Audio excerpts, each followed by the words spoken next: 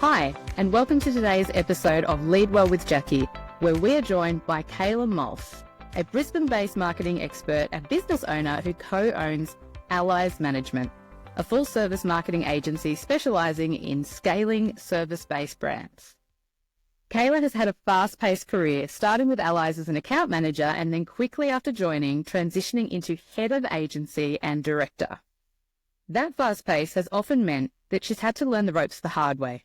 Long nights, making mistakes, trial and error, and connecting with other business owners for support.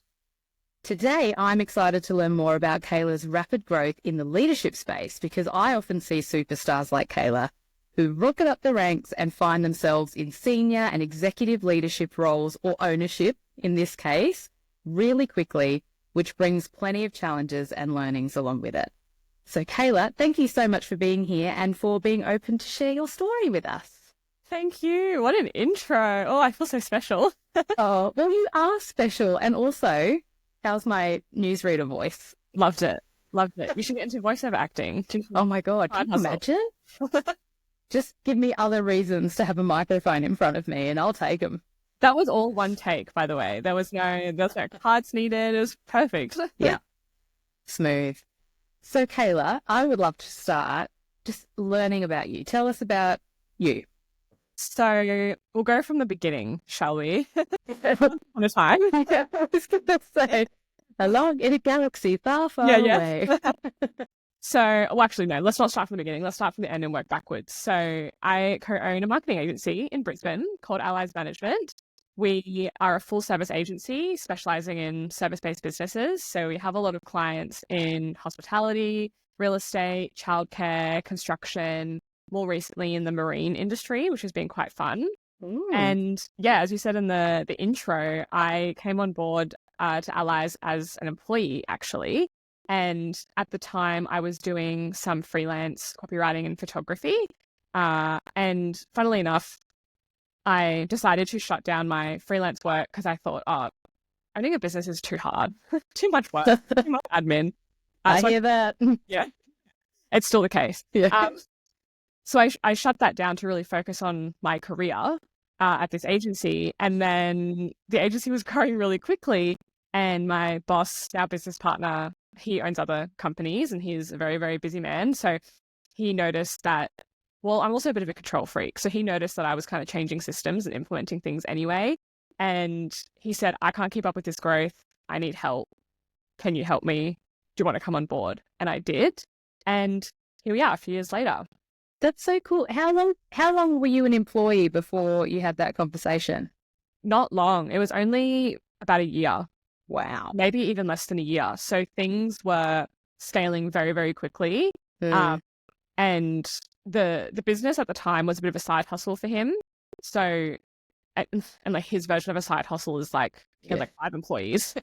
So wild. It was not a side hustle, but he just didn't have the capacity to put in the time and effort to really like organize things. And I am a very organized person, a bit of a control freak in that sense. So coming into this role, I was implementing systems, organizing things already. And that was a big part of me coming on board as business partner, because in order to scale even further and keep up with the growth, we had to get our shit sorted. Can I swear on here? We had to get our shit sorted. I've already said the F word, not today, but I will. Okay, beautiful. In other episodes. So if you don't like swearing, turn off now, friends. Well, exactly that. We had to get our shit sorted, get ourselves organized, put in processes. So that was really the last few years of me being a business partner.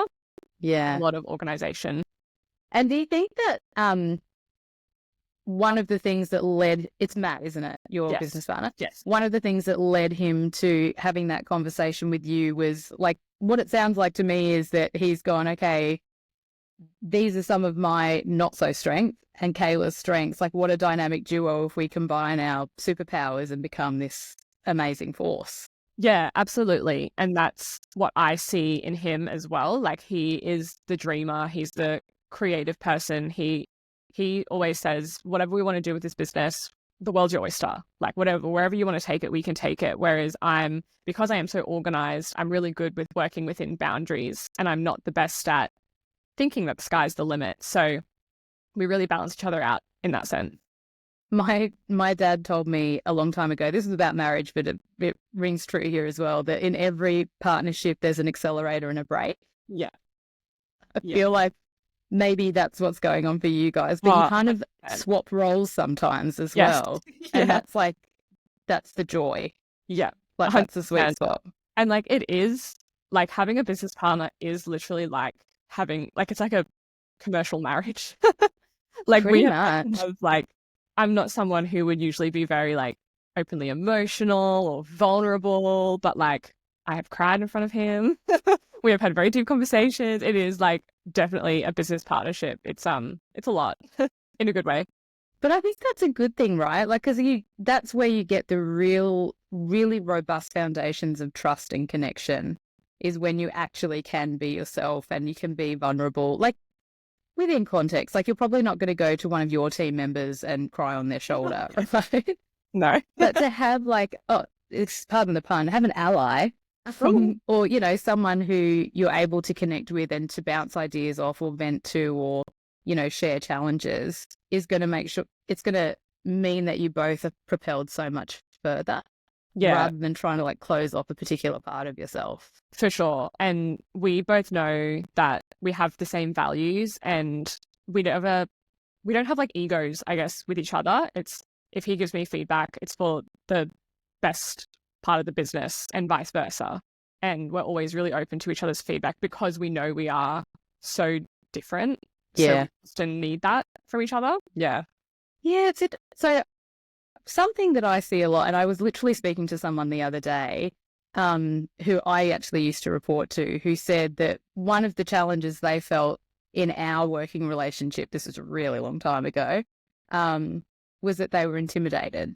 Mm-hmm. And I see this a lot in leaders where there's this idea of like, I don't want someone in my team to be better than me at anything because that is like, that's confronting to me or I feel competitive about it. But what I'm hearing in terms of your dynamic is I want someone who's excellent at the things that I'm not, because then like 1 + 1 = 2, right? Like we're two parts of the same whole. And I think that can be really important for people who are in leadership, in business, in anything, is trying not to find partnership with your own likeness or get like clones of yourself, but to actually find someone who has a complementary skill set so that you can propel each other. Yeah, exactly. I think we both bring out each other's blind spots or help each other recognize our blind spots, which is really helpful. It's I wonder now if I could start another business on my own. I mean, maybe I could. We'll see one day. Hopefully Matt's not listening to this. But all of a sudden it's real competitive. Yeah.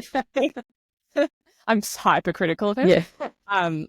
I really enjoy having a business partner and someone to grow the business with because, we bring out each other's blind spots and help each other grow in that sense. So it's been very valuable, especially for someone like myself who, like my freelance business was built on Canva, a spreadsheet and a dream. Like it was nothing compared to this business and coming into an already existing business with 30 plus clients, 5 staff.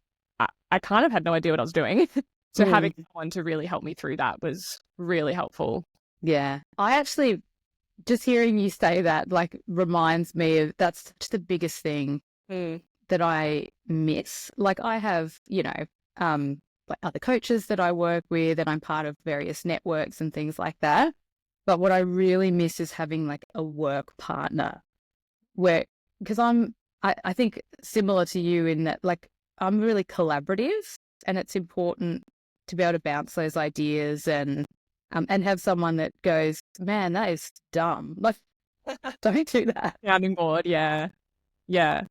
Do you have like business networks or other people in your? I guess you did say like you have other coaches, but it is a bit different because they're running their own business. You're not working towards the same goal. Yes, and also you don't have the same level of context. So it's like, if I approach a challenge, I have, half a dozen people that I really feel confident and comfortable confiding in. But the first hour of that conversation is me articulating the challenge and the context and all of the nuance. So it's different when you've got someone else who's in it.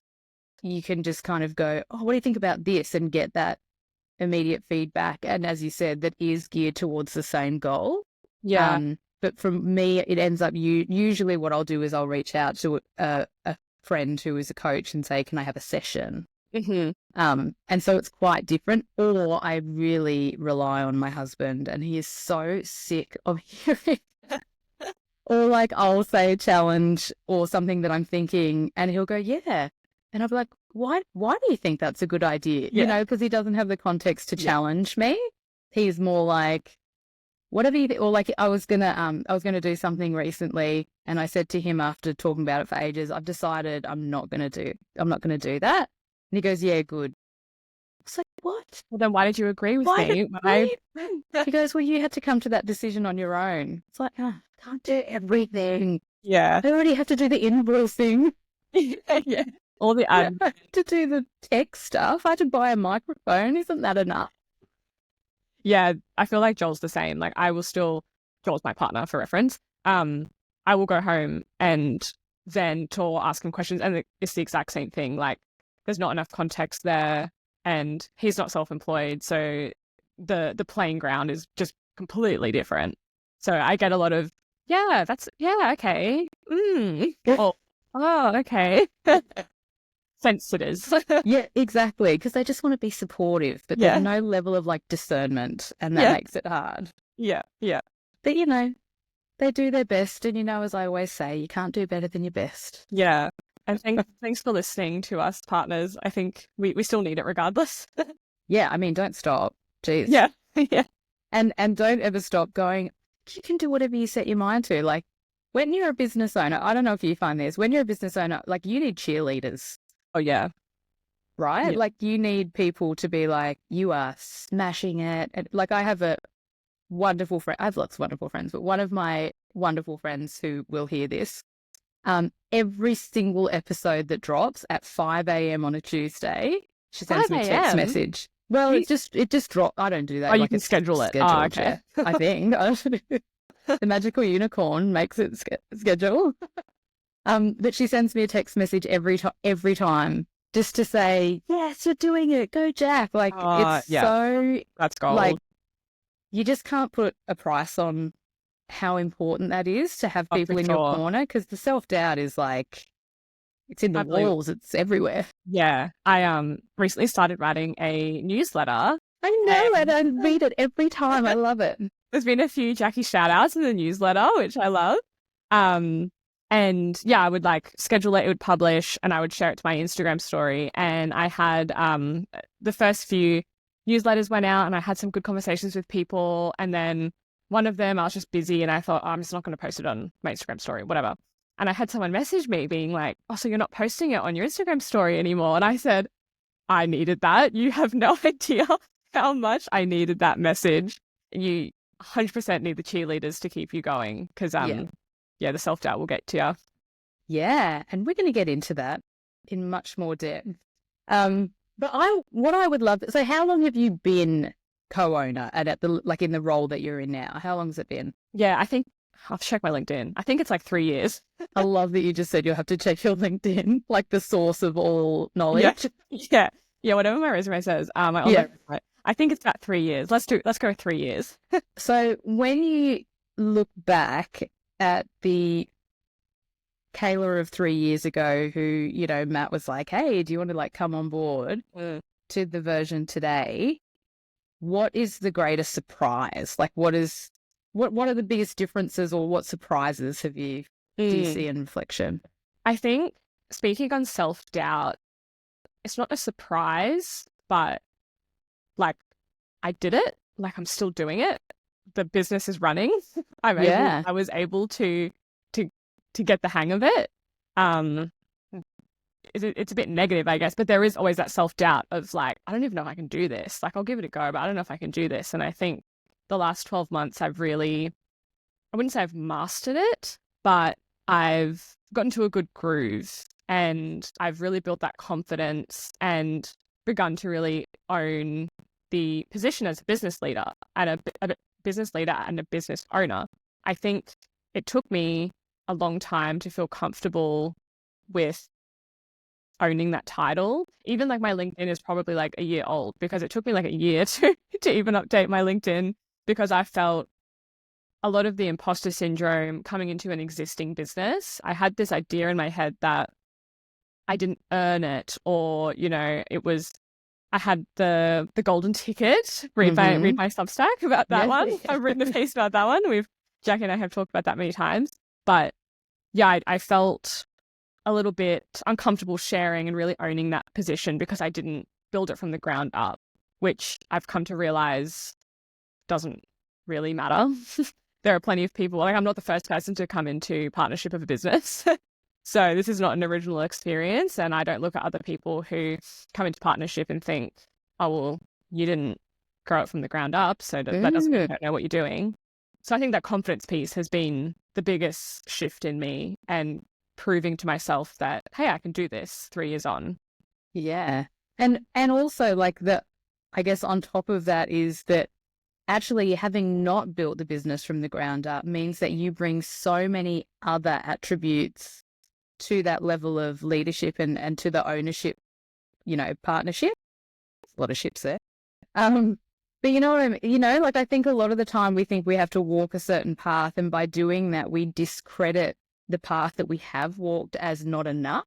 Yeah. Or like insufficient. But actually the fact that you are able to come in and look at something with fresh eyes, or like reassess something, or as you said, you know, come and have a look at some systems and processes and incorporate those. And those things probably weren't feasible when the business was first started. Yeah. Yeah. I think Matt's really helped me with that like reflection piece because I'm someone who we're used to learning now to celebrate the wins. And I would just see where we are and where I want us to be. And I just see that gap as like never ending. Whereas he's really good at saying, literally, look at the clients we were working with 3 years ago. Look at the systems we had 3 years ago. Look at the issues we had back then. We have grown so much. We're so much more efficient. Like there is growth and there has been positive change. And I think I am not someone who at the time would look back and really reflect on that as much as I should have. So that's probably been another big change in me as well. Just that like incorporating like reflection, or is it around acknowledging how far you've come? Acknowledging how far we've come. Yeah. Because I think I would still I'm also very impatient with my own growth. I'm not very patient with myself. So I would wish we had grown faster or done more, or, you know, there's always more you can do. Whereas by looking back and seeing how far we have come, I go, oh, no, I actually am good at this. I actually am making positive change here. Right. And it's interesting because like in the coaching sort of sphere, that is called a scarcity mindset. Yes. And this is a really common thing in workplaces and for leaders and owners, and I think just humans. This idea of there's never enough. Mm-hmm. I don't have enough time. I don't have enough income. I don't have enough clients. I don't do enough. I don't rest enough. It's a constant, this idea of scarcity or not enoughness. And it is really interesting how you can really almost tangibly see a shift when you actually go, like I've come this far. Then what you're doing is building a really solid and robust foundation from which to continue to propel, you know, continue to grow. Yes. Whereas if you're constantly grappling, that's when you start to make decisions from a scarcity mindset of, I don't really want to work with that client, but I'm going to because we don't have enough. Or I don't really want to, I really want to take some annual leave, but I'm not going to because not enough work will get done. And that's actually what drives sort of demise or more destructive behaviors. Yeah. So it's a bit of a catch-22, I suppose. Yeah, I think like self-reporting almost. Like we report on our client stats every month. And then we worked and what didn't and how far we've come, and like doing that in my business and with myself has really helped to, I guess, create those like data points of like little achievements that I would have just shrugged them off or just kept moving forward. But actually having those data points, because I'm also someone who needs like concrete evidence to say, I am good at this. Like I really need to like prove it. So having those wins is really helpful to note those down so I can't argue with myself. Maybe get a trophy or a medal or something Yeah. really tangible. Yeah. I won this. This Yeah. is me. Yeah. Yeah. I'll fill my shelf with like mini mini trophies. Like little spelling bee ones. Yeah. But like, but it's interesting, isn't it? Because like, so if ever I'm talking to anyone about some self-reflection or self-assessment, every time someone, and this is really common, will go into that realm of self-criticism, which is where I'm only focusing on the things I didn't do or that wasn't good enough. I always say, like, balance it out with what you did do and what was good enough, because reflection should be balanced. Yes. So it's fine to assess where you can grow. And I think that's actually a really important thing for us all to do. But if we only do that, then we're in such a spiral of self-criticism that it's really hard to get ourselves back out, because all we're telling our brain is that we're shit. And then eventually our brain will start to find evidence that we're shit. Yeah. And then we'll start being a bit shit. A lot of shit. Sounds like a lot of shit. Right? It's a shit sandwich. No, you're so right though. We just have to balance it out. And because I think we're humble to a fault. Yes. And I think it is a fault, and we need to find a way to go, actually, I did all right there. Yeah. You know, like if you're leading someone, if you have someone in your team, you're not going to spend their performance review listing all of the things that they were rubbish at. Yeah. You might talk about them and in a constructive way, but you would always say what they've done well. Why don't we talk to ourselves like that? Yeah, yeah, that's so true. And I think having even just like neutral statements in your back pocket that you can pull out for someone like myself who is like probably errs on the side of being more critical than positive about myself for now, working on it. Yeah, we're all a work in progress. But I do have that tendency to be a little bit more negative and critical towards myself. Starting on like a baseline and just having like neutral statements is a really good way as well. I think that's a really good advice, actually, because for a lot of people, neutral is already out of the comfort zone. Like if you're kind of pretty used to berating yourself a little bit, then even just saying, I'm not bad at that. Yeah. Yeah. It's like, yeah. Yeah. Stressful. 100%. Yeah. And it's like the neutrality is something you can not argue with yourself with. Like it's just a little bit makes it a bit easier. Yeah. And also, like you said, finding data points that are more tangible. And sometimes that might just be asking the people around you for feedback. Yeah. Like genuine, honest feedback. And usually feedback will come as a mixed bag. And then you can use that as information. Yeah, 100%. And it also, like if you ask your friends and family what you're good at, like it also feels really good because they'll generally tell you some good things. Gosh, maybe I should do that. Or get yourself some family and friends that will volunteer that information. Just like, hey, so great. Yeah. Just send me a text once a week. That's all I need. Yeah. Actually, I have an affirmation app for that. You can pay someone to do that. I just need I need it. Yeah, so I'll send it to you. So actually, to that point, over the last few years and over your career, where have your main supporters come from? That's a good question. I think my business partner has been a massive supporter of me. He really helps. Partner, Joel, he's very supportive as well. I don't have a lot of friends that are self-employed, but they're still very supportive.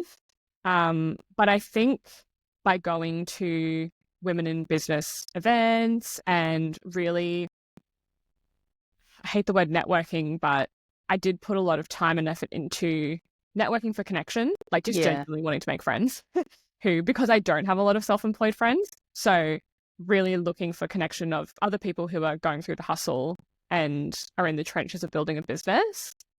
That has been such a massive help. Finding other women in business, particularly around my age or in marketing, who are doing the same thing as me and who have the same struggles and the same wins and the same losses, and finding people who are open to actually thinking about the wins and the losses, because if you go to a networking event, you'll find a lot of people who want to talk.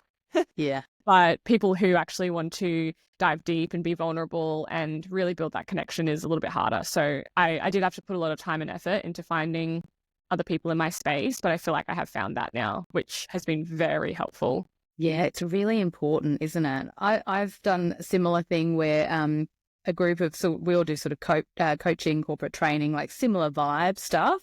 And we meet fortnightly. And I love the openness in that someone will be like, I've been asked to quote for this job. This is the pricing structure I'm thinking. Am I way off? Like, it's those sorts of levels of things that where, that's what came as a surprise to me. It's like, oh my God, I can set my prices. Yeah. Who left me in charge of that? Yeah. So just being able to have that really like frank sounding board of, no, you're grossly underselling it, or you're probably a bit on the high end, or why don't you offer this, or like those sorts of things that are, when we have challenges with self-doubt, putting a price on what you offer, it's really hard. Everyone that I know that has gone through this journey just underprices themselves because of that level of self-doubt. So having someone say, you're worth more than that is like, and that's just an example, but it's really critical because it's like, well, you would know. So thank you. I can move forward and lean on your confidence in me while I'm still building up my own confidence in myself. Yeah. And I guess in your industry, it is quite niche, right? Like, I don't think, like in marketing, there's like hundreds of Facebook groups where you can go in and people are, for the most part, sharing their prices. Like, you can do it, there's research out there for what I do, but I can't even imagine trying to find information for what you do. Like the fact that you have a group that you meet fortnightly, did you say? Yeah, that's great. Yeah, it's amazing. And, we're not all there all the time or anything like that, but it's like, actually, we need help. Yeah. And a lot of the time we celebrate each other's wins and then we share challenges, and sometimes the whole hour will be one person has a really significant challenge and we will like rally and workshop and help them work through it. Amazing. Or like review each other's work and stuff like that. And I'm on like a few different networks like that, but in my industry, pricing is very rarely advertised. Yes. And if it is, the spectrum is crazy. Like it could be, squillions to pennies. Yes. And so much of what we do is bespoke. So like I'll have a company say, hey, we want to do a workshop for this many people for this long on this topic. And it's like, okay, all of that's new. I'm going to have to factor in that it's going to take me a few days to create that content. And so those are all of the bits and pieces that you just don't necessarily have experience with. Like when I've been in marketing in the past, I've had a product that you have you work backwards for. Like that you're selling something tangible, how much it costs to manufacture, the typical markups, what the competitors are doing. Like it's much easier. Yeah, service-based businesses are hard in that sense because although you're providing the same service, for example, like my business, because we niche down into service-based businesses and my business partner has a background in hospitality, what we can provide for a hospitality business, like a venue, restaurant, bar, far surpasses anyone. I would say we're probably one of like industry leaders in hospitality marketing. So we should be priced accordingly to that. But, there is such a scale of, it's such a big gray area. It's so hard.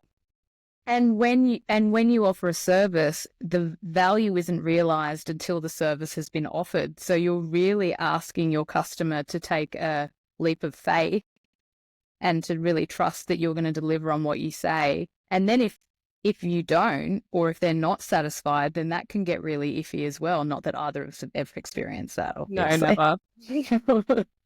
But, I think that is a real, like, if I'm selling you something like this pen, you can see it, you can feel it, you can test it out, you know what it does, and then you can assess what that energy exchange in terms of value feels right. If I'm saying that after 3 months of working with me, you're going to have greater self-esteem, greater confidence, whatever, how do you even measure that? Yeah. And then what price do I want to put on that? And a lot of coaches try to do this like, well, if by then you get a promotion and then, or a bonus, and how much would that be? And then it's like 30%, like there's all these calculations. And it's like, but there's so many variables. Like, for example, like we have a lot of childcare clients and we've worked with a wide range of different childcare businesses, and we can generate, actually all service businesses, we can generate hundreds of leads. But if they arrive and the service is trash or their, their meal isn't cooked right or whatever, they're not going to return. So we can generate all these leads for you, but they might not convert if your actual service isn't solid, in the same way that you can't really promise a promotion. You could give them all the self-esteem in the world, but they might, I don't know, be a jerk to their boss. Yes. Yeah, like there's so many variables. But I was actually, as you were saying that, with the like comparison of the products and the, oh, did I spot my mic? Sorry, that was a loud amateur bang. Yeah, yeah. I'm getting all like animated. Yeah. What I was going to say with, as you were talking about the pen, was, do you feel like there's a level of discomfort because it's you as the product versus you're like you're outsourcing the value to the pen when you're selling a pen, whereas when you're selling yourself, it is a bit harder because you're selling yourself and your identity and all of that. Times infinity. Yes. Yeah. Like it is really, and I just wasn't expecting that. Like I, started my business a few years ago and I just thought, like, I just want to help people, which is still true. I still really do this because I genuinely believe that this is a method of helping and supporting people. But when you realize that, and so I did a podcast episode recently on enmeshment, which was around when your work and your worth are really closely interconnected. And I didn't realize, but that's something that's followed me through my career forever. And then when I started to have to sell myself as a service, that became so much worse, because what if they say no? They're not saying no to a pen. Yes. But they're saying no to me. And how do I put strategies in place so that my self-worth isn't eroded by other people's opinion of me or by the no? And it's still a work in progress. Like I'm definitely getting better, but it's been a journey, because what I have to realize is that I'm not selling who I am. I'm selling what I do, and they're different and separate. And they have to, like, I have to really consciously remember that they're separate. And I'm not like, selling my friendship, although I do become friends with a lot of clients. I'm selling the support that this particular client needs at this particular time to achieve that particular goal. So I do think that's really important in service-based business, because otherwise you'll drive yourself crazy. Yeah. Yeah, I guess even in my role, because I came again into an already established business, I'm selling what my business does. Like I'm selling what my team, like I'm still like outsourcing a little bit of it to my business. Whereas for someone like yourself, the personal brand side of things has pros and cons, because the pros, it's you can sell as many, it's the kind of there's no roof of what you can do and who you can reach and who you can connect with, and no one else can connect with your customers the way that you can, because it's you. So that's really exciting. But on the flip side of that, it's you. And what if they all think I'm just an absolute idiot? Which nobody likes me. But I can imagine those, especially with myself, I could imagine having those concerns and those self-doubts. Yeah. One of the things that's helped me, and we won't go too far into it, but one of the things that I'm surprised has helped me through that journey is kind of, I'm going to say spirituality, but I don't mean like religion or anything. Well, depends on your definition, but what has helped me is realizing that the people who are meant to be in my world will be, and the people whose world I'm meant to be in, I will be. And if I talk to someone about a particular service offering and it doesn't land for them, it has to be okay with me because it's part of a bigger picture. Like, I think I've really found myself zooming out a lot, and just saying, well, maybe that's just not what's going to support them. Like, I've closed off my engagement early with a couple of clients this year because I just haven't found that we've been connecting to the point where I think I'm being helpful to them. Yeah, okay. And that has been a really huge shift from my scarcity mindset of I've just got to be serving them and making sure that they think I'm a magical unicorn, and going, well, actually, maybe we're not the right combination, or maybe they're not ready, or maybe I'm not ready. And it doesn't matter what the cause is. It's part of a bigger picture, and what's for us won't pass us by. And that has been a big shift for me. It's funny, like in both of our work, it's mostly online. So there's billions of people that could be our customers, yet I guess it's human nature to have that scarcity mindset of I can't lose this client, or I can't upset them, or what if they don't like the work? Whereas, as you said, like if you don't connect with someone, there's literally billions of people out there who you might connect with, it's not like you're not bad, they're not bad. It's just a disconnect, and looking at it a little bit more neutrally. Is that a word? Neutrally? Like that. Yeah, absolutely. And I think that's an important shift, and it's a real cliche, but it's like everyone that says no to me clears a path for someone who can say yes. Yeah. And someone who's ready. And that's the thing with what I do, is there has to be a really significant level of readiness. Mm-hmm. Because if you have identified that there's a challenge, but you're not ready to stretch into your discomfort zone, then you may not be ready, and you may need to take some more time before you act. Yes, 100%. So yeah, just, getting spiritual in my old age. I don't feel like that's like too woo-woo. I totally agree with that. I've like, what I was going to say, I neutralized it. I toned it down. But I just think that we're just part of something bigger. Yeah. And when you believe that, then things become easier. It's like, when you're a kid, not everyone is going to be your friend. And that's great, because you don't want to be everyone's friend. Yeah. Yeah. Yeah. I'm just interested to understand from your perspective, like being a leader of people and being a leader of a business. And like, in my mind, because I'm kind of a visual person, there's a Venn diagram. And what are the differences and what are the overlaps in terms of, everything? Yeah, I think for me in particular, because I have now experienced both sides of employee and employer, I think that's one of the main distinguishing features, factors. That's very much how I look at it. Looking at leading the business from a purely, profitability, efficiency perspective, but also getting the most out of my team and creating a culture that people want to work in. Because I've worked in great places, I've worked in not so great places. I've kind of experienced it all. So I really do come, when I manage my team, from that two-pronged perspective, I think. And do you is that like a seamless kind of transition, or do you find yourself like changing the proverbial hats, like going, okay, now I'm the manager and now I'm like the business owner, or is it smoother than that? No, I think it is pretty seamless.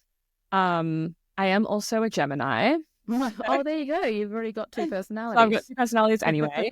I do find it pretty seamless, because I find, and I think because I've worked in places where I feel motivated, where I feel excited about the work that I'm doing, my work is better. So I do feel like those two roles kind of blend into one, for sure. Did you always see yourself as a leader? No. No, not in the way. Oh, I don't know actually. I feel like I've always been a bit of a control freak in the Mm-hmm. sense that I have traditionally needed to take control of a situation. I was always the person in the group assignment who would take control, but it's more managing stuff, like project management, not necessarily leading and developing a team.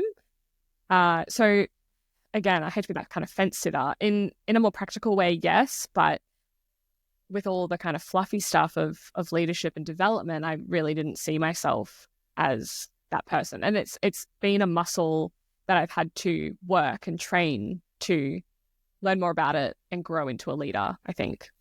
And that's the thing, right? Like, I think a lot of people think of leadership either as something that you're just born with and it's innate, or as this kind of soft skills, nice to have, not important. But actually, obviously, I'm biased, but I don't think either of those are right. I think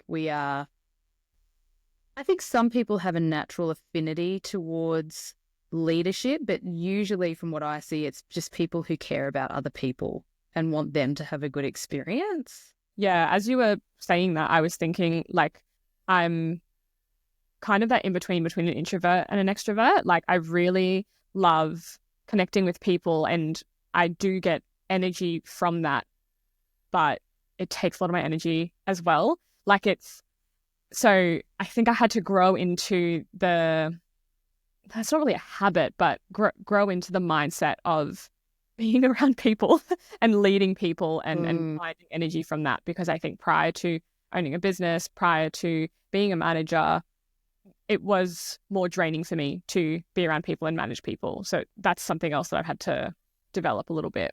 But now I love it. Yeah. Sorry, now you love it. Yeah. Yeah. I mean, the conversations like this, like I love Yeah. like genuine conversations. Like I think doing podcast and having a really good network of business owners that I can rely on and have very honest conversations with has been that recharges me.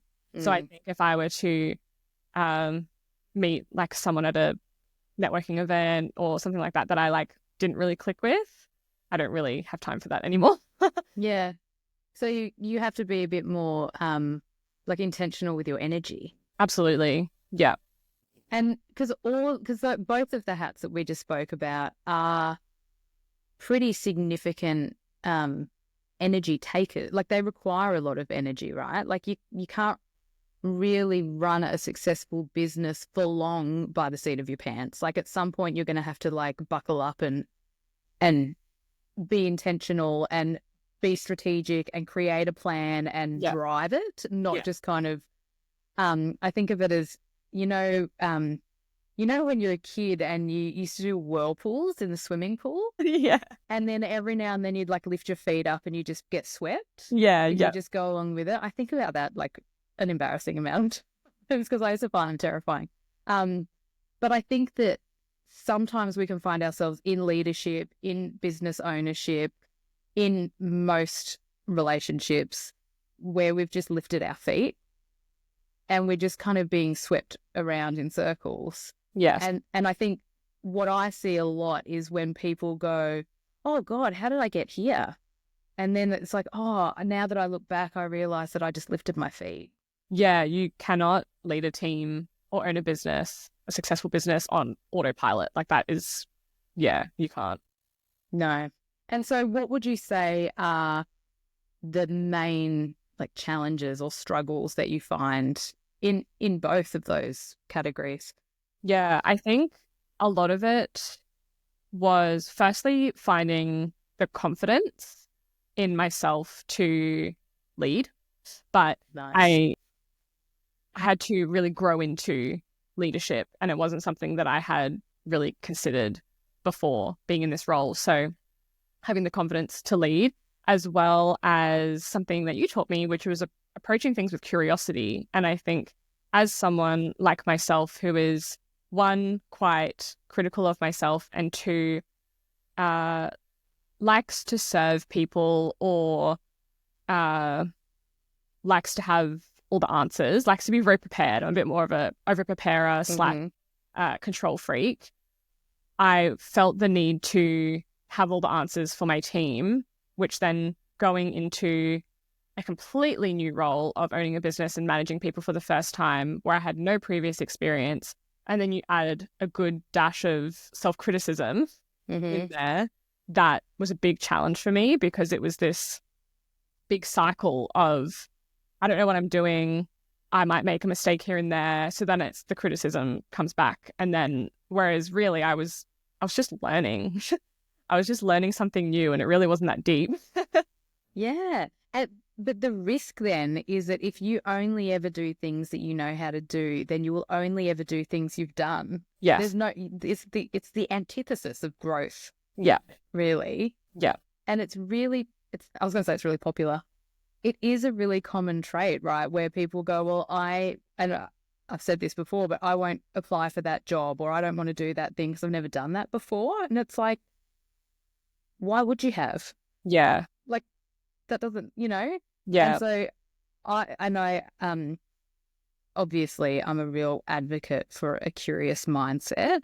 And if the simplest way that I could put it is that curiosity is the opposite of judgment. And when we're in judgment, we are making assumptions, we are leaping to conclusions, and we are staying within our comfort zone, and we are leaning into fear, right? Like that makes me feel uncomfortable to go and do that, whatever the scary thing is, and therefore I won't do it because I'm going to make a judgment that it's going to flop or I'm going to fail and then everyone's going to laugh at me.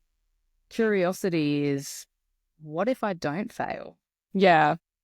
Like, it's just about that idea of opening our mind up to other possibilities. Yes. And I feel like I think I share that with so many people also often because it's been so resonant for me. Yeah, it's definitely that's a big theme for me as well. And like something I think I've learned this year is trial and error involves error. Yes. And I think as someone who's like a bit of more of like an A-type personality, we all talk about trial and error, right? Everyone, business owners, whatever, people in our career, we all talk about trial and error, but so much of us are just white knuckling through the error part of it. And they're not actually, I certainly wasn't ready to fail or make mistakes. And this year, I've definitely become more comfortable with stepping into the unknown and more comfortable with making mistakes and making informed decisions and being confident in those informed decisions, knowing that I've never done this before. This might fail, but I can't. It's either I make the decision or I stay stagnant. We have to keep moving forward and I have to keep learning. Yeah. Yeah. You either win or you learn. Yeah, exactly. Right? And it's interesting because, that idea of trial and error, I feel like you're right. We go trial. Oh no, there might be an error, trial something else. Oh no, there might be an error, trial something else. Like instead of just going, let's call time of death on that project. Yeah. It failed. Let's reflect enough to learn from it. Let's not ruminate on it and pick at the scab so that we can use that information, as you said, to move forward. But I think a lot of the time we like catch ourselves before we'll allow failure. Yes. And then just keep trying something else and trying something else. And then you look back at it and go, don't know what worked actually. Yeah. We threw so much at it. Could be anything. Exactly. Yeah. And as business owners, we're always talking about learning from our mistake. It's this thing where we talk about it, but actually in practice, it's a completely different situation. And I think the concept of error and the concept of mistakes is still very uncomfortable for a lot of yeah. And that's like, what do you think is the solution to that? Do we just need to, like, not publicize, but do we need to just talk about it? Just say, yeah, I tried something. It was a massive flop. Moving on. Yeah. I think talking about it as well as having a few runs on the board that when you do fail, it's not the end of the world thing. Going back to like having those data points, whereas, oh, this failed, but that doesn't mean that I'm not capable, or that doesn't mean that I'm not good at my job. It just means that this thing failed. Or maybe not failed. It didn't fail. It didn't work out like we wanted it to. Yeah. We didn't. Yeah, this was a lesson. But that idea of detaching or disentangling our worth from our work, if I try something and fail, I am not a failure. Yes. I just tried something and I learned from it. Or sometimes maybe I didn't learn from it. Maybe I've failed the same way a number of times. Like, that doesn't make me less than, less valuable, less important. And I think that's a big component, you know, like, because if we are so closely intertwined, my worth is what I put out there, is my productivity. Like, I saw I had a client this morning and she said, work isn't busy at the moment and I'm racked with guilt.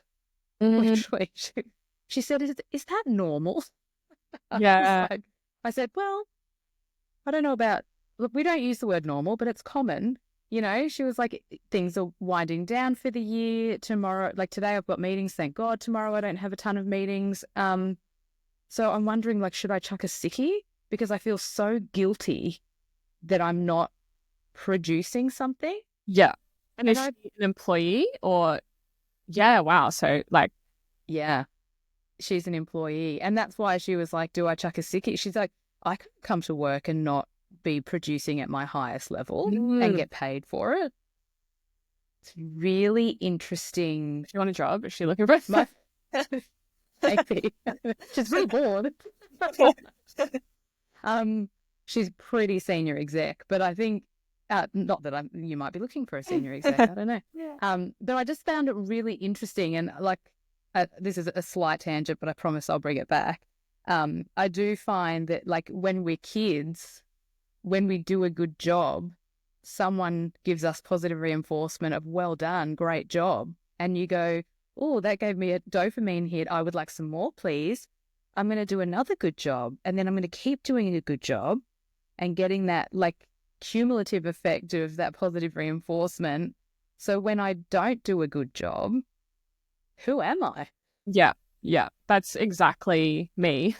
And I've had to be really intentional at setting the time away from work, like almost planning that and being really intentional with like time limits on my apps and whatnot, because otherwise, yeah, if I'm not being productive, I will get antsy. I'm like, oh, I could be doing this, I could be doing that. And it's this weird thing, right, where I feel like my issue is that I'm kind of half in, half out all the time. It's like if I'm super, super busy, I'm thinking, oh, God, I wish I could just have a break. And then the break comes and I'm like, oh, I wish I was busy. I'm so bored. Like if I was just not half in, half out, if I just committed to being busy and getting the work done, so then when I did have the break, I can enjoy the break, I think I'd be a lot more mentally healthy. Is that doable? Like, is that a feasible thing? It's probably not in like its purest form of like black and white. I don't think I'll ever be on a break and not, there'll be like this little 1% in my brain. Or as well, because my work is so creative as well, like I'm thinking like I could write about this in this newsletter, or I get a lot of ideas when I'm in that downtime and when I'm in that break. So there's that component of it as well. I think it's finding not even like a balance, it's just a more healthy, sustainable mixture of the two. Yeah, not like less extremes, right? Yeah. Side note, I would love to, have you done your human design? Do you know human design? I've done like the online thing where you... Do you know what you are? Are you a projector? I think I might be a generator. Okay, don't worry. We'll take that one offline. I do want to look into it more though. Oh, maybe I am. Maybe I'm about, no, I can't remember. I'll let you know. But it is something I definitely want to dive deeper into. It's one of the things, so I have just kind of leaned into it this year. One of my really good friends was like, Jack, you've just got to get on board. And then I did it, and I'll send you a link to the one that I did that I found really helpful. And I'm a projector. And one of the things that is really inherent in a projector's profile is how valuable rest is and how solutions and creativity and ideas come at rest, like when we're resting. Yeah. And it's the weirdest thing because I swear I saw my profile and I went, oh, thank God, this is my permission slip. Yeah. Like, Yeah. maybe I can just like get off the hamster wheel sometimes because it's given me like this permission that no, I'm doing it to sort of, for creativity to strive.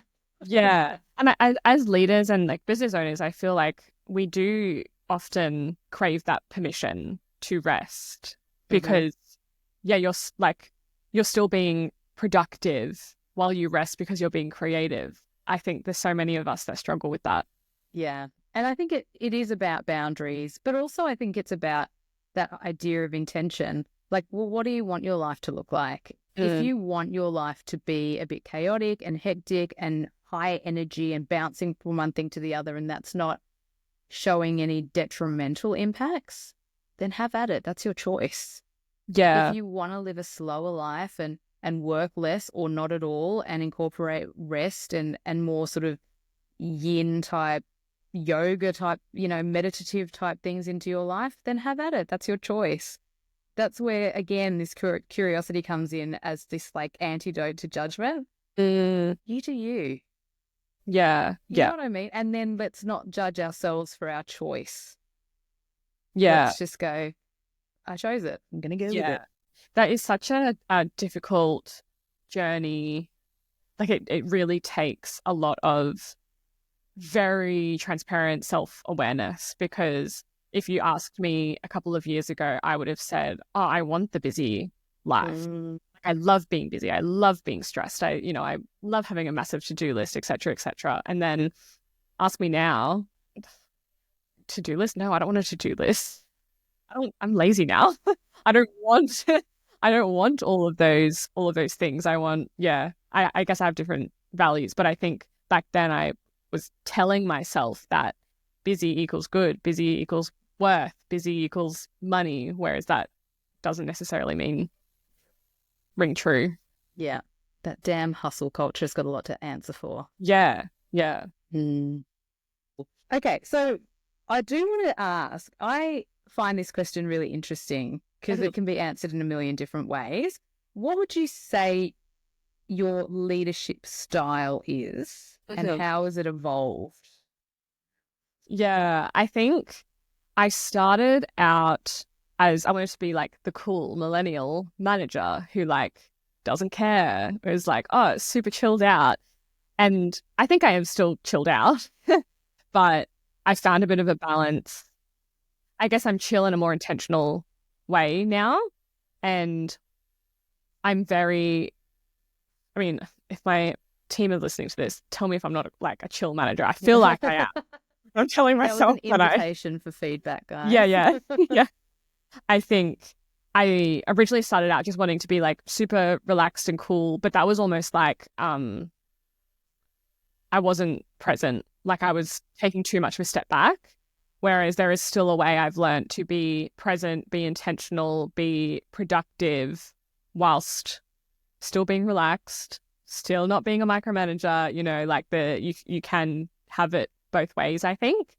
And I think leading with curiosity, as we've discussed, has really helped with that, because it still puts the ownership and the onus on my team to really own their roles and own the tasks that they're doing, and gives them, ownership of it, whilst I'm able to support them in their growth and get things done and make the business profitable and all of that.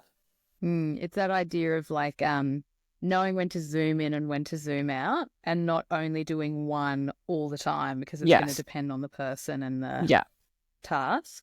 Yeah. How do you think your we've spoken already about the speed with which you went from sort of one level to owner, right? How do you think that trajectory has influenced how you lead or how you show up?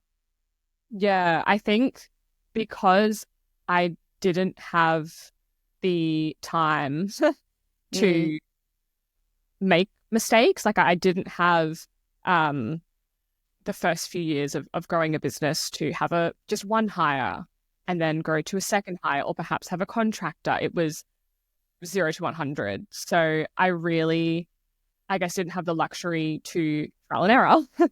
There was a little bit too much on the line for me to be making that many errors. So I really had to invest time and some money and resources into developing my leadership and really working that muscle and changing my mindset, or not even changing my mindset, just gaining a leadership mindset. Because as I said before, I was more trying to be cool and relaxed, but I just wasn't leading.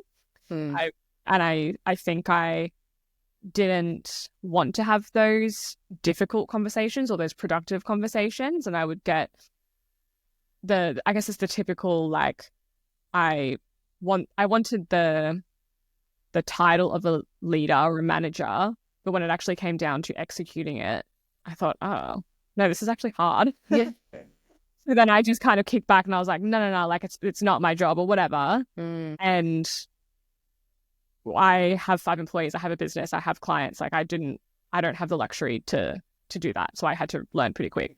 And I imagine that it also isn't fair on those 5 employees Not to at all. not be led, right? Like a lot of the time, I think a lot of people would be like, oh no, I'd love to have a really chill leader who I can just do my own thing. But actually that can be just as confronting as having a micromanager.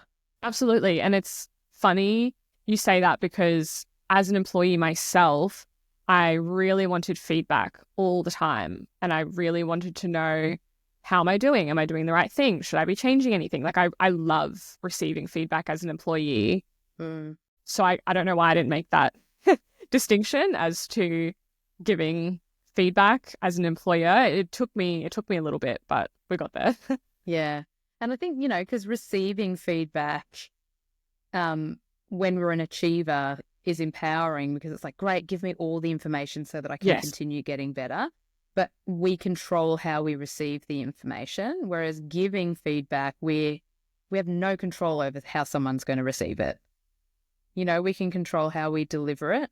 And that is a really vulnerable position to be in, because you just don't know what impact that feedback is going to have on the recipient. So a lot of people really shy away from giving it.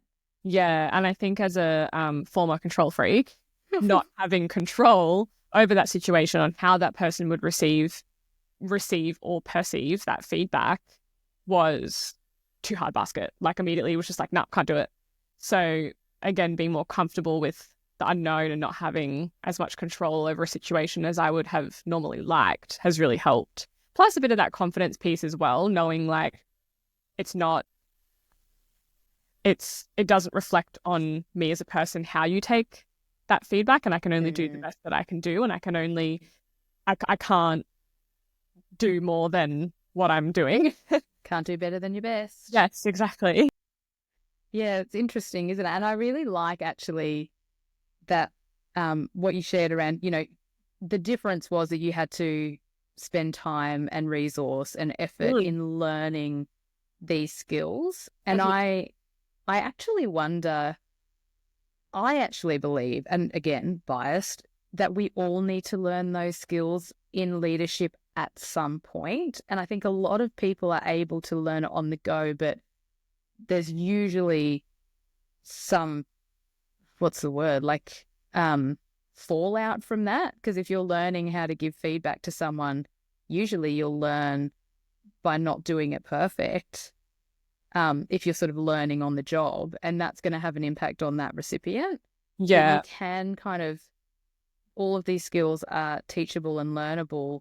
And I'm actually wondering if the fact that you moved through the ranks so quickly and then were able to learn those skills, you had a lot less unlearning to do than true. A lot of leaders that I work with who are, maybe 20 to 30 years into their career. And one of the great challenges is actually changing really hard-worn behaviors. Yeah. Yeah, that's a really good perspective. I hadn't thought of it like that. Me neither until just then. Yeah, I'm gonna use that. I like it. And that's it's kind of what I was saying. So often we can look at someone else's path and diminish our own, but all of our journeys bring so many benefits if we just open our eyes to see them and see how we can, how we can play the hand we're dealt, I suppose. God, do we have a cliche counter? We might be up to like take a shot every 1,000. Oh my God. I would be dead. Even if I took a shot of water every time, I'd be dead. Severely hydrated. I'm like overhydrated. Yeah. Okay, I have a couple more questions for you because I just want to talk to you forever. Any advice that you would give other leaders? And because I can never ask just one question, I always have to double barrel them. So any advice you would give to other leaders, and would that advice vary for a younger, less experienced leader to an old, more experienced leader? I think the advice I would give would really be pushing the fact that you don't have to have all the answers and shaking that person and making them realize that they don't have to have all the answers and that's okay. And I think that could, that could apply to a new leader as well as a very seasoned leader. As you said, I think people can build ongoing habits, right? And I think being an achiever, that was a really hard habit for me to give up as quite a new leader. So I can't imagine having years of conditioning of correct answer, gold star, correct answer, gold star, correct answer, gold star. That would be a very, very hard habit to break. So that's been probably the biggest game changer for me, was I don't have to have all the answers. And actually, no one ever expected me to have all the answers. Like except you. Yeah, literally, except me. Like clients in meetings, if I don't have a perfect answer straight away, they were never expecting that. My team, my business partner, or stakeholders, whatever, like no one, if I've ever said, oh, I'll need to get back to you on that, no one's ever like, no one's ever done that. So no one expects that of you anyway. And it was all just me in my head, putting that weight and emphasis on myself. So yeah, I think that'd be my advice. It's interesting. I agree. I think that's excellent advice. And I say to my 11-year-old often, if you think you already know everything, you're never going to learn anything. And I feel like that holds true for this as well, right? Like it's actually a risk if you have all of the answers all of the time, because you're never going to be challenged to expand out of your current realm. Yeah. So actually having the best questions is going to be a lot more powerful than having all of the answers. Yeah. And I guess like a little like plug in to that advice is two things can be true. You can not have all the answers, but still be very knowledgeable in what you do, and vice versa. There'll be people who will have all the answers, quote unquote, but they may actually not know what they're doing. So two things can be true. Yeah, that's a good point. And I really like Brene Brown's turn of phrase, grounded confidence, and her definition, which, I'm probably going to butcher, but the version that really lands in my head is grounded confidence is when you know what you know and you're really comfortable in that space, but you're grounded to the point where you know what you don't know and you're also very comfortable in that space. Yeah, I love that. That's a much better and more concise way of explaining my point. Is being comfortable with not knowing and being grounded in that in both ways. I just think it is really there's just something that's almost visual about the idea of grounded confidence. Like it's not arrogance, it's not big-headedness, but it's like I know who I am and what I stand for, and I will stand for that. Yeah. But I'm also not so obnoxious to think that I know all of the things or that I should know all of the things, because I want to continue to grow and learn. Yeah.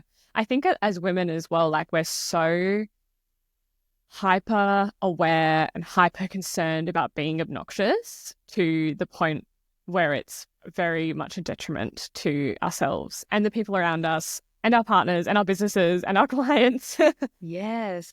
But actually, you've really hit on something there as well, because I think as women, we also are often so grateful that we just have a seat at the table, that when someone asks us a question, we have been like conditioned to be the one that helps and cares for and supports others. So we should have the answer.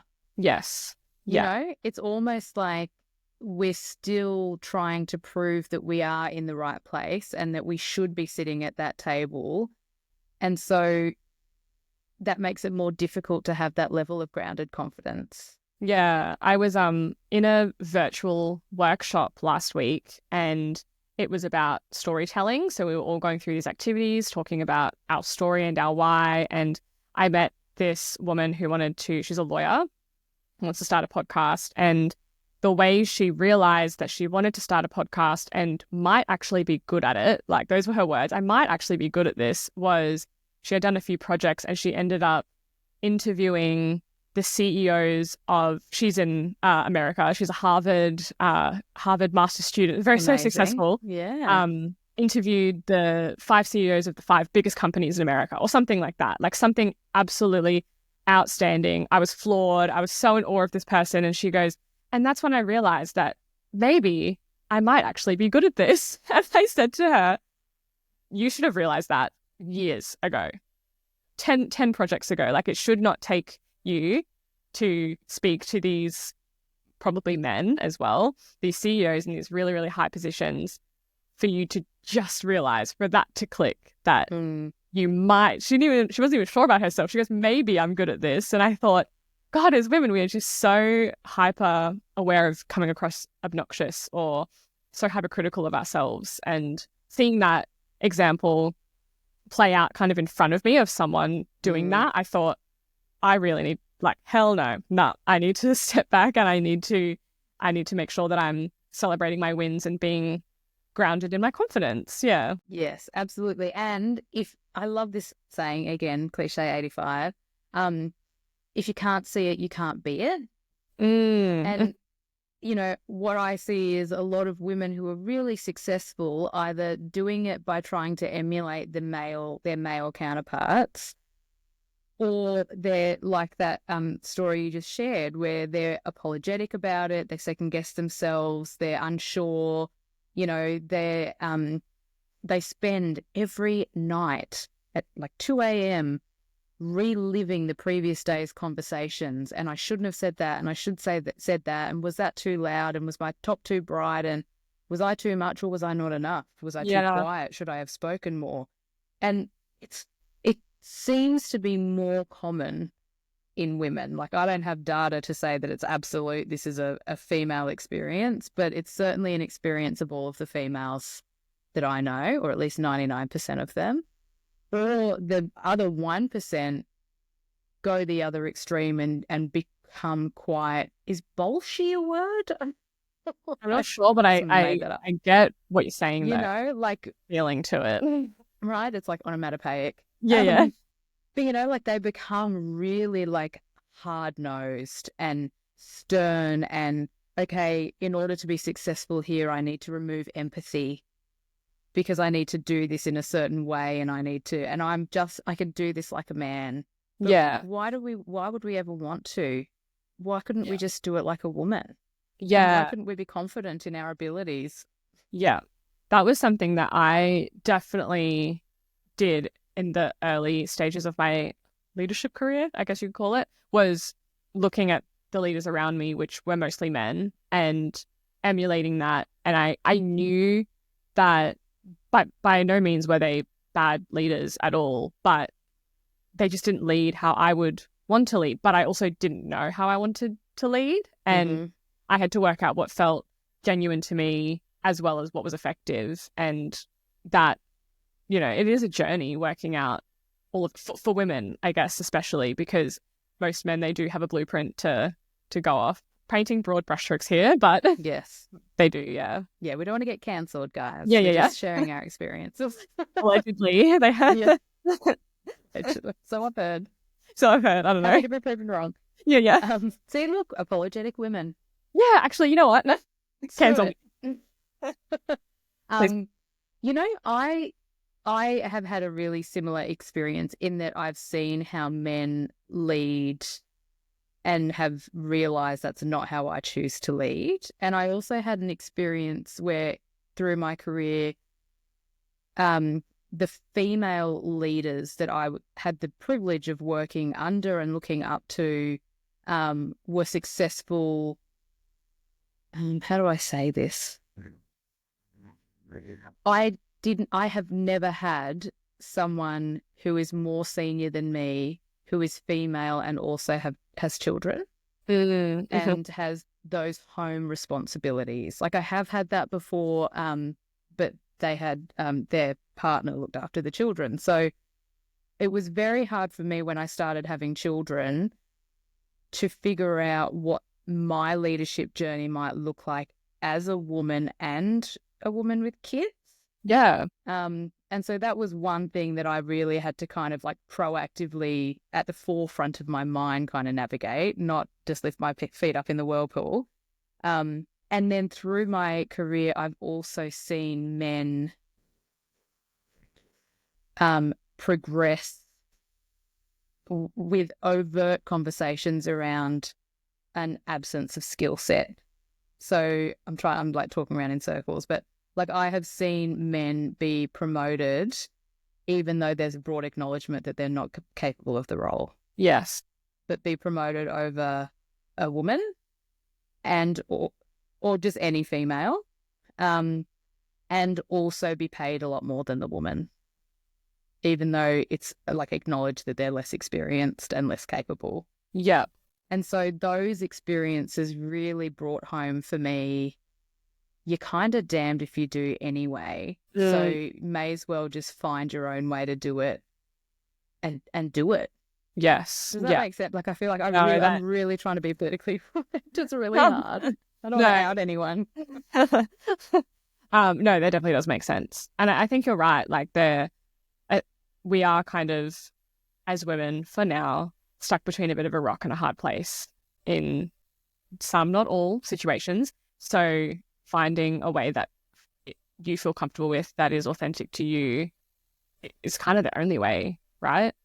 Otherwise, you're leading in a way that you don't align with and that stresses you out and probably will keep you up at night. Yeah. And also I think like if you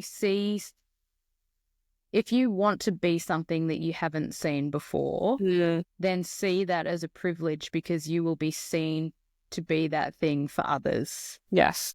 You know what I mean? Like, I think that, and the reason that came up for me is when you said, screw it, I'm going to share my successes and I'm going to show people what I'm doing. Yeah. And I think that is really, really important for everyone to do, but for women to do in particular, so that when we're scrolling social media or having these conversations or listening to amazing podcasts, we can go, well, if she can do it, I can do it. Yeah. And then what I would love to see a shift in is the women, as us all, like lifting one another up instead of like that kind of tall poppy, stuff that sometimes comes through. And I think that's born from the scarcity mindset of, if there's only one seat at the table for women, then I'm going to fight, till the death to make sure that it's mine, instead of let's just go and find our own table. Yeah, 100%. I was thinking that as you were saying as well, like, because there aren't many examples of positive female leadership to go off doing things like this and having a podcast and coaching leaders and putting, creating LinkedIn content, whatever you want, putting stuff out there. You can be that example, and it motivates more women to share more, as well as be that example for other female leaders or our kids, or just, it doesn't even have to be in like a business sense. Just leading and managing ourselves as women, I think is so important. And the more we put out there, the more examples we have to go off. Yeah, absolutely. And I agree. It doesn't, yes, this is LeadWell and we talk about leadership, but I actually think the most important aspect of leadership is self-leadership. Mm-hmm. And I think we've kind of touched on that as well, in terms of being intentional and choosing the life that we want to live and choosing how we want to show up as a leader or a partner or a business owner, and then demonstrating behaviors and making choices that align with that proactively. Yeah. Yeah. I think in my business, it took me a little bit to realize what I want from this business. And I think going into it, I was really rose-colored glasses of the sky's the limit, which is amazing. But that limit up in the sky takes a lot of hard work and dedication and sacrifice. And sometimes I think I went into it originally wanting to build this like huge empire, and I've realized like I don't want to work 100 hours a week. The empire doesn't actually interest me that much. So I am now beginning to find that balance of what I actually want and my why and all of that, and then working backwards. And I think it's exactly what you said, is we need to work out why we're doing all of this shit. What's the point of it all? And then work backwards from there. And do I want that, or am I supposed to want that? Yeah. Like if you start thinking in shoulds, I should take that promotion, I should go back to work full time, I should XYZ, that's a pink flag, guys, because it means that you might be making choices based on external expectations, whether that's like society, family, friends, partner, whatever. When you start with, I choose this or I choose that, and you really believe it like in your gut, then you're on the right path. Because I do think a lot of the time we operate in shoulds. Absolutely. That was like one of the biggest realizations for me, was how much I did that, how much I operated in shoulds. And I wonder if I didn't own my own business, if I wasn't self-employed, I might still be in that mindset, because being in a traditional corporate role, there's this journey laid out in front of you. There is like A, B, C, D. There is like the next step always in front of you. So why would you question that? And now owning my own business, I make the steps. It's kind of all up to me to work out where we go. So I really had to turn off the shoulds and work out what I actually wanted, because it can be whatever I want, which was really overwhelming for me as someone who wants to work, who loves to work within boundaries. So yeah, I hate the word should now. Yeah. We don't use that anymore. No, the S word. Yeah. One of the questions that I find women have the most trouble answering is, what do you want? And I ask it often, and like I've had all manner of responses, from defensiveness to, I don't know, to just bursting into tears, because when do we ever get asked that? Yeah. Well, like, what do you want? You know, it's like, yeah. In what way? I hosted a women in business breakfast workshop, a workshop at a women in business breakfast. And we touched on finding your ikigai and your why and your purpose. And it was, what do you enjoy doing, I think was the question, or what gives you purpose? And I said to the room, but it cannot involve anyone else. You can't involve your kids. You can't involve your partner. You can't involve like, what do you enjoy? And everyone was like writing, and then they stopped and they went, oh. And then they had to think about it for like a solid few minutes to work out what is something that really gives me life and that I enjoy, that involves no one else. It was quite confronting for the group, I think, because so often that's just our knee-jerk reaction, is to, we serve this person, we serve our kids, we serve our partner or whatever. Yeah, exactly. Like, how do you describe yourself if you're not allowed to use how you serve others? If you remove that part, how do you describe yourself? Yeah. Like, I don't know. Yeah. Like, hard. This tall. Like, yeah. I don't know. Yeah. Yeah, it was a tough one. Yeah, it's a good question though. And I think it is something that it gives pause for thought. And that's a bit, and you know, again, cliche, but like, if you don't know where you're going, every path will take you there. So the first step always needs to be knowing where you're going. And that is the case in any realm of life, you know, like whether it's work or family or health or wealth, whatever. Like it's not as simplistic as setting goals. Yeah. I think it's bigger than that. It's like if your life is a map, like decide where you want your path to go and then figure out where you are and then carve the path to get from A to B. Yeah. Um, Yeah, that's a big one for me because I feel like I have like commitment issues Yes. with stuff. Like if I don't feel connected to the work I'm doing or I'm not enjoying it or whatever, like I'll move on to the next thing. Like I move on quite quickly, emotionally, not romantically. I'm not that kind Get of around. Yeah. I'll move on to another project, or I always like to keep things moving. So I really need to have that purpose of what am I doing all of this for? Otherwise, I'll just move on to the next path, onto the next project, and then I'll just end up on this like hamster wheel.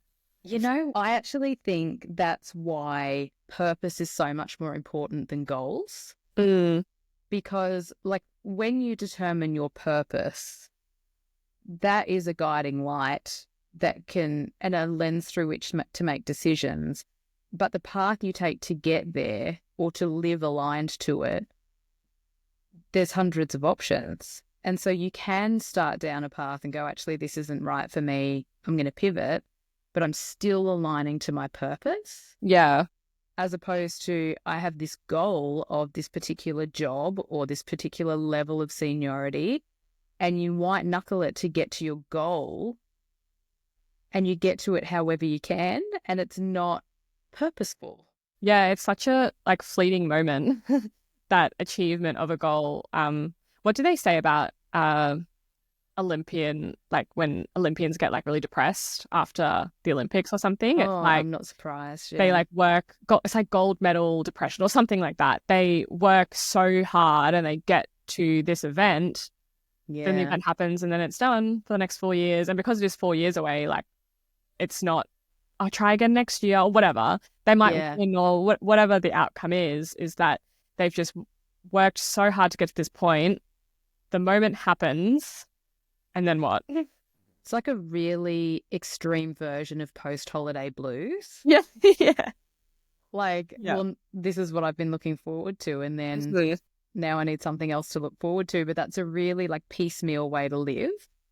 I interviewed someone once who was unsuccessful for a role and asked for feedback. And so I gave them really clear feedback because they had answered one of the questions. It was the absolute clincher. Even in the interview, I'm sure my demeanor changed because I thought, this is not the right fit. Because I said, you know, what makes you interested in this role? Like, why this role? And they said, I want to get to this level of leadership. I want to get to this level of seniority. I want to be, you know, X role.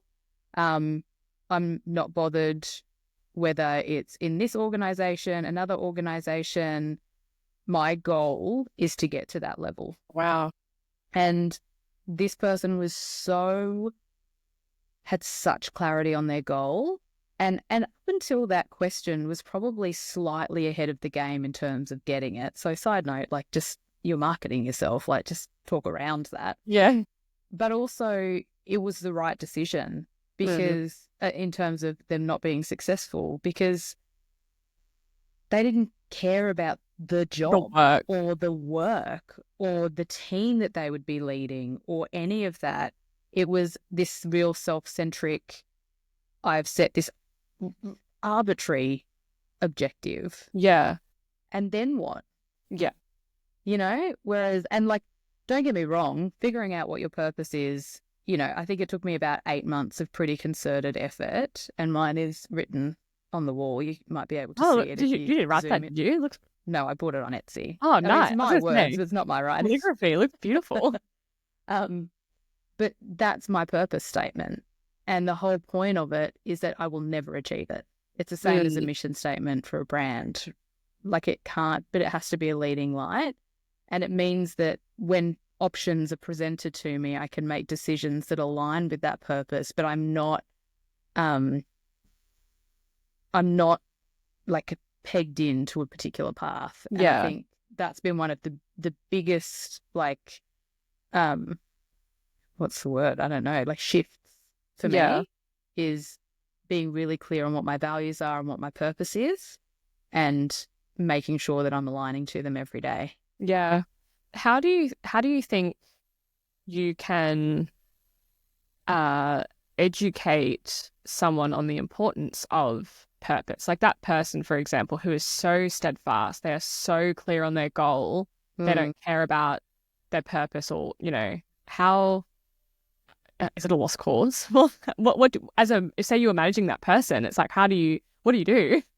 Well, it's interesting, isn't it? Because I'm not sure that you can make someone purpose-led.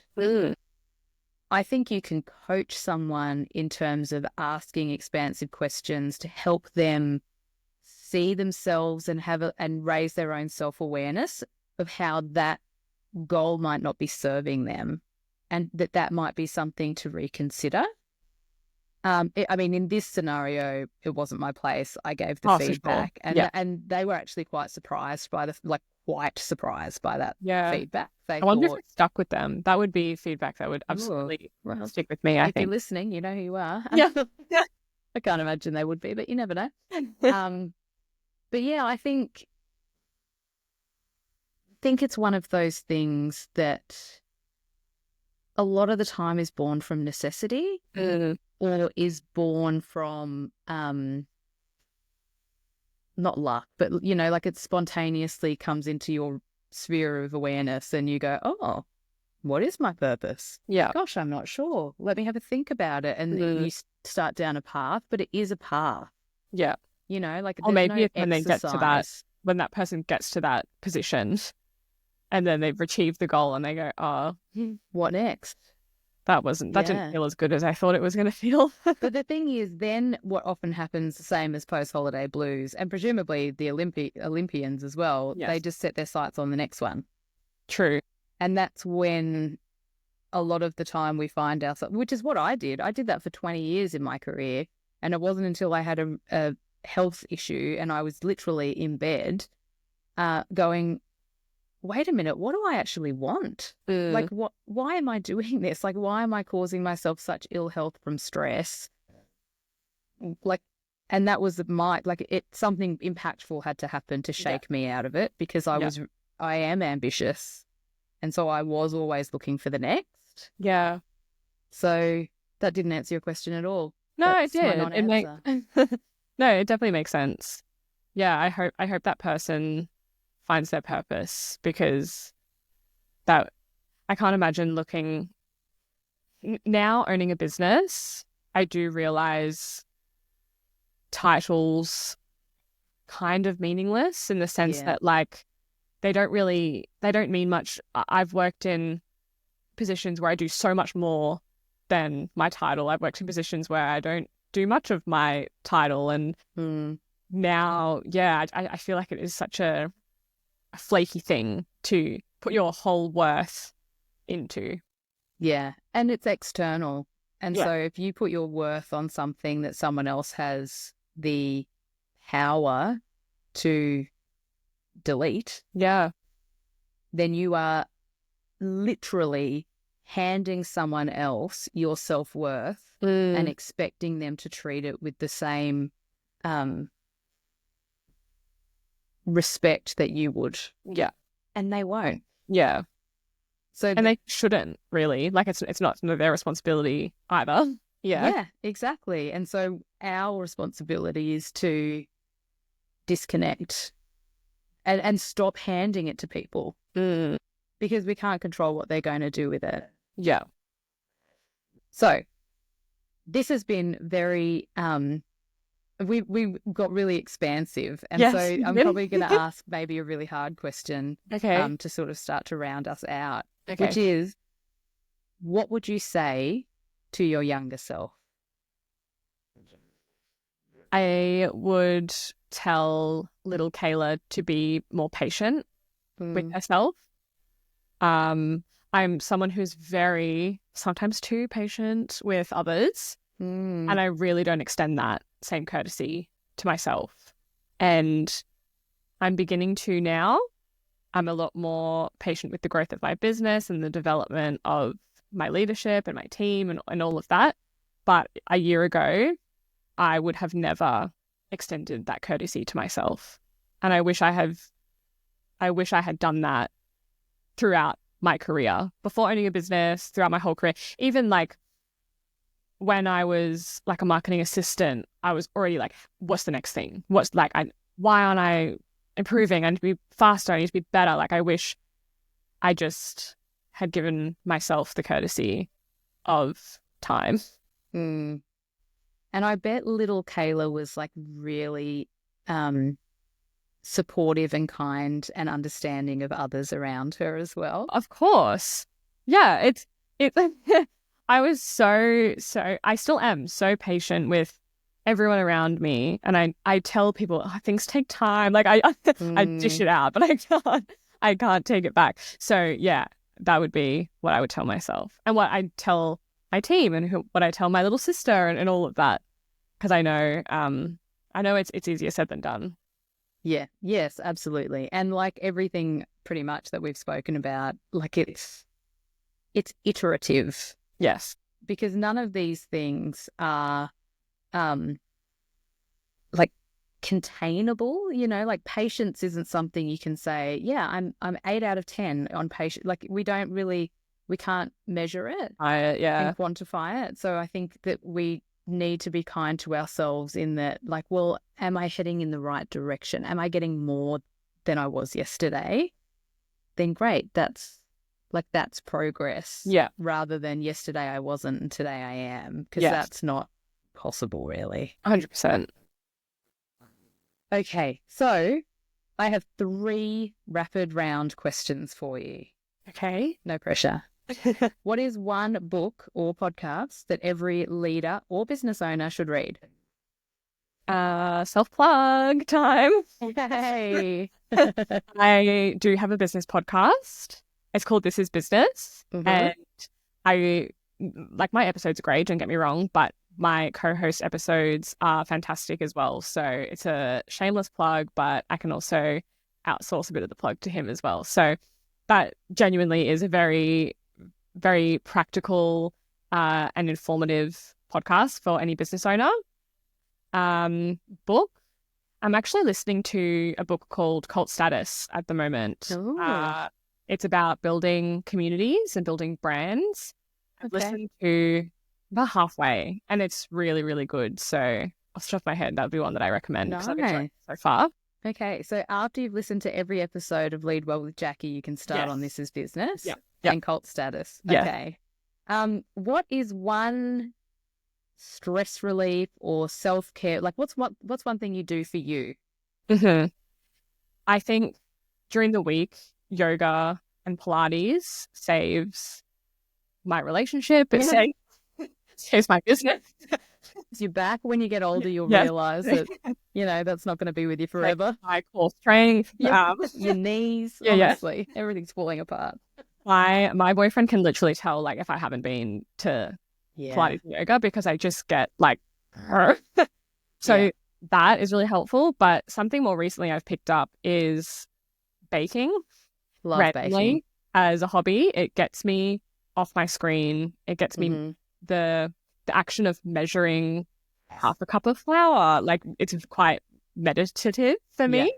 Plus it's delicious. So that has been like a weird thing that I've recently started doing on the weekend that really helps me to get out of my head and just focusing on what's in front of me. Amazing. I never was a baker. Like, I'm obsessed with baking. Yeah, I was never a baker until like this year. I've really found it really nice to do on the weekends. You know what? I think it's like when you work in like service kind of, like effort doesn't always come back in something tangible. When you're baking, it's like putting up a fence or planting a garden, like something with your hands. It's effort reward. Like, you can see it. You can see that I tried this hard and put this in, and you can see I got this out. Yeah. There's something really rewarding Yeah, I about think that? that is what it is, like being rewarded for doing something physical, like with your hands, and it's much more delicious and much quicker than pottery. Like I'm Yeah. sure people do pottery for the same Yes, reason, like it's true. building thing, but that takes too long and I Yeah, have to eat. So it's too artistic for me as yeah, well. yeah. Okay, what is the greatest lesson of your career so far? Greatest lesson. That's a hard one. It is hard. I don't think I could answer it, if I'm honest with you. Yeah, I think there's been so many. I think more recently it's the trial and error Yeah. thing. That was a big shift mentally and in my behavior with how I approach new projects, how I approach taking risks, how I approach everything in my business, being so much more comfortable with the idea that it might not work and being okay with that. I don't know if that probably is a lesson. Yeah. Trial and error involves error. That's probably the most recent one that I've learned that's had the biggest impact on myself and my business. Yeah. And I feel like that's one of those ones that you'll carry forward, but you'll also impart on others. So it's like like that big kind of ripple effect. Yeah, for sure. Amazing. Well, thank you so much for joining us and for this amazing conversation and for sharing your experience, because I really do believe that, you know, female leaders who are listening, business owners who are listening, young folk who are listening, which makes me sound really old, but I think everyone will be able to get something from your experience and use that to enhance their own. And that's kind of what this is all about. So thank you for your generosity of sharing. Thank you as well. From this discussion, I've learned so much from you and the previous episodes. I've been listening and all of your work. I appreciate you so much. Thank you for having me on. Oh, thank you. And thank you to everyone for listening. Hope you got something out of it, and we'll see you next time. Bye. Bye.